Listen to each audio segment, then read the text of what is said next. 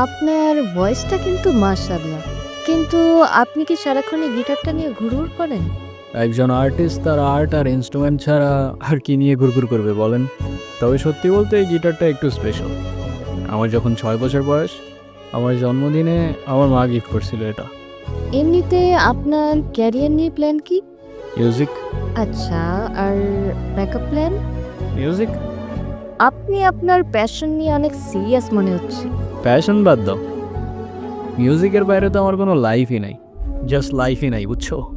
আচ্ছা, তারপরেও সাপোজ যদি কখনো মিউজিক ছেড়ে দিতে হয়, তখন কি করবেন? মিউজিক ছেড়ে দিতে হবে মানে? মানে বুঝলাম না তো আমি। সমস্যা কি আপনার? ফাইজলামি করতেছেন আমার সাথে? আরে সরি। আমি তো মজা করছিলাম জাস্ট। মিউজিক এটা কোনো জোক না যে মজা করবেন। আচ্ছা সরি তো। আচ্ছা কান ধরছি। যান, সরি। It's okay. আচ্ছা আমার না যেতে হবে, লেট হয়ে যাচ্ছে। ইস! লেট হয়ে যাচ্ছে। কি এমন কাজ তোমার? মানে আপনি থেকে ডিরেক্ট তুমিতে চলে আসছো না? হ্যাঁ, কেন? কোনো সমস্যা? না, বাট কেন যেন মনে হচ্ছে তুমি খুব নাছোড়বান্দা টাইপের মানুষ না?